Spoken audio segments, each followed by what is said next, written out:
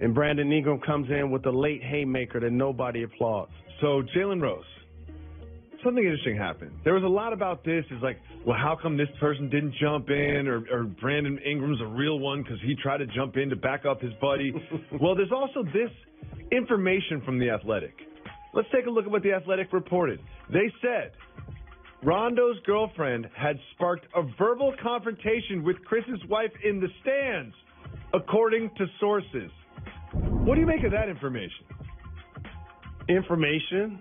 These two gentlemen do have a past of getting in each other's face and getting under each other's skin. This is not new in But what do you think NBA about the ladies circles. getting after it in the stands? This is not new in NBA circles for fans and or friends and or family members to have disagreements and or altercations in the fans because one's cheering for one squad, the other's cheering for another squad. These type of things happen. So I'm not going to act like that had anything to do with Brandon Ingram's reaction. Sure. There was also a reaction about this that really stood out to me. Are you familiar with the Red Hot Chili Peppers? Yes, I am. Anthony Kiedis, the lead singer of the Red Hot Chili Peppers, was escorted out of the building by security because he got into it with Chris Paul as well. That's where this is at now. Now the celebs with the front row seats are getting involved. Sit down, eat your slice of pizza, and be quiet. Like Slick Rick would say. Great reference. Well, it was tense inside the Staples Center on Saturday night. And it got a little tense outside the Staples Center on Saturday night as well. Let's take a look. Now they've lost 2 games. What do you take that's encouraging? Well, it's encouraging that you got LeBron James on your team. Even though they're going to be playing without Rajon Rondo. So we have the Laker faithful outside the Staples Center chanting at you, Jalen Rose. 81. How did it feel in the moment? I'm a highly trained professional. Whether I'm standing on the floor interviewing somebody during a playoff game and Nick Van Exel throws a towel, keep on going. Whether I'm at Illinois and the fans are chanting crack house, just keep on going. Kobe Bryant's one of the greatest basketball players of all time. Mm-hmm. He did score 81 points when I played for the Toronto Raptors. Sometimes your critics are true. It's okay. I was in a basketball environment. They just left the gym. They were hostile. They seen a fight. They saw me. They wanted a punching bag. They said wheelchair for Paul Pierce. They said 81 for me. When you've been around as long as I have, people can always look back at your journey and pick out things to clown you about. Of course. But I want people to also take this lesson.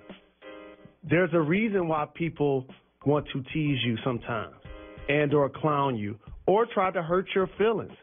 A lot of times it's because you're winning. And that's the best revenge, to do your best and be your best and be seen. They couldn't cheer me or boo me if I wasn't on that prime stage. I saw a video of this moment, though, and it looked to me like after they were chanting your name 81, you stood up and turned around off camera and showed them your hairline? Well, here's what happened. Okay, explain. So how do you respond? And this happens to all of us, and I'm going to give you a good example. And I've thought a lot about this. Like, I've made fun of the Kawhi laugh like everybody else. Mm-hmm. But imagine if he came out in a couple of years like DeMar DeRozan or Kevin Love and said he has some sort of issue. Then people will feel bad about it. But they don't feel bad about it now because everybody wants to profit off of your pain. And so for me, I learned that a long time ago because being skinny, having bad skin, having bad teeth, being broke, people tease me my entire life. Sure. And so when you get used to it, it becomes water under the bridge. It makes you want to be better at who you are. So it happened. I'm all good with it. Why did you show them your hairline? Well, I stood up to show them that I was clean, first off, on national TV. You look good, okay. Yeah, I was 3-piece down, shoes was fly. All right. And so that's all. Okay. Moving on. Saturday night, Jokic absolutely destroyed the Suns. He had a triple-double. He was 11 for 11 from the field. In the triple-double, he had over 10 assists. How many turnovers did he have, Jalen Rose? None. 0 turnovers. Didn't miss a shot. Had no turnovers. Had a triple-double and led the Nuggets past the Suns. Last night, the Nuggets played the Warriors.